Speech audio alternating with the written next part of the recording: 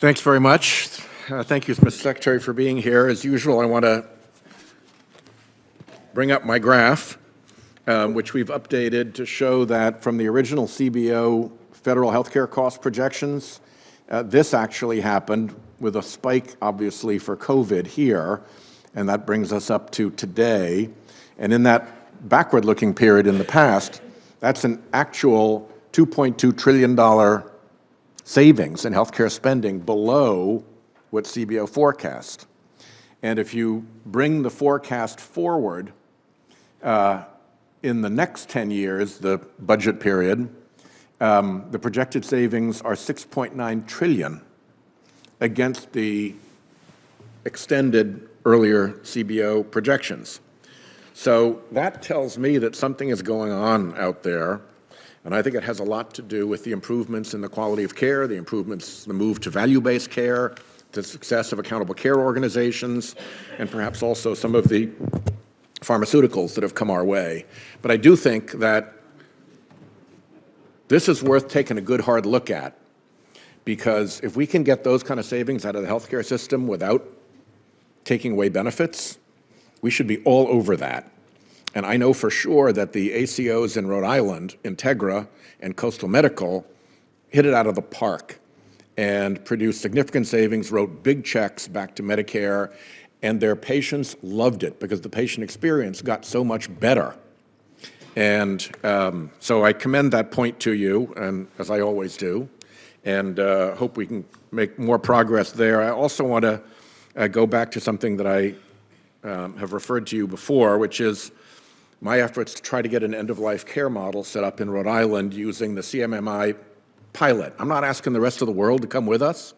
Just let us try it. We've been working for years. This began under CMMI Director Bowler, and then when he left, it was Groundhog Day, and we started in with his successor, and then the administration's changed, and it was Groundhog Day again, and now it's Liz Fowler. And the things that we've been asking for is a pool of waivers that really relate to how people near the end of their lives can use. The 3-day rule. It is preposterous to take somebody who's within perhaps weeks or months of dying, and the family thinks they need to be in a nursing home, and you insist on 2 nights and 3 days in a hospital on the way there. That's frightening, that's expensive, that's, just unjustifiable. So we'd like to see that way for people who are in that category. Curative and palliative ought to be able to proceed in parallel. And home health resources ought to be available. If you are towards the end of your life, but you can still walk out into the garden, that should not bar you from getting home health services, because going elsewhere to get the services is, again, more expensive and cruel to the family. So I really want to try to land this and try to get CMMI to say yes. The 3-day rule you've already agreed to under COVID. It was waived for COVID. The curative palliative distinction you waived for the Medicare Choices rule. The home health services you waive for CMMI models. So it's not as if I'm asking you to do things that aren't sensible and eligible and ready to go. I just want a package so we can land this program in Rhode Island that I've been working on, I think now for 8 years. Would you please help me with that? Very persuasive, Senator. Very, very persuasive. And absolutely, let me work with you on that, because as you said, many of these items are already in place or have been used. Yeah.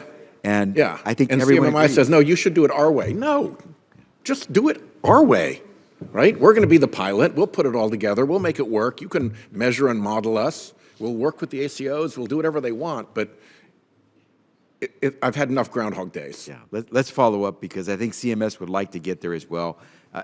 Again, we're heading in that direction, so let's see if we can get there with a good model. Thank you. And just because I see all the terrific purple shirts in the back, my Rhode Island Alzheimer's folks were in yesterday, and they were eager to have Medicare approve lecanemab and aducanumab for early onset Alzheimer's. And if there's anything that you can do to help facilitate that, I think that would be particularly helpful and welcome. And then last question, we would like to try to make sure that medication-assisted treatment for people who have opioid disorders can be accomplished through telehealth. We did that through COVID. Can we please find ways to extend that? Because it seems to have worked very well, at least according to everybody in my recovery and treatment community. That last part was a question. Yeah. Should we do more of that? Can we keep doing that? Yeah, and there, Senator, we will work with you because that goes beyond HHS. It goes into other of our departments as well. So it's a joint effort to work on that, and we can follow up. Thank you, Chairman.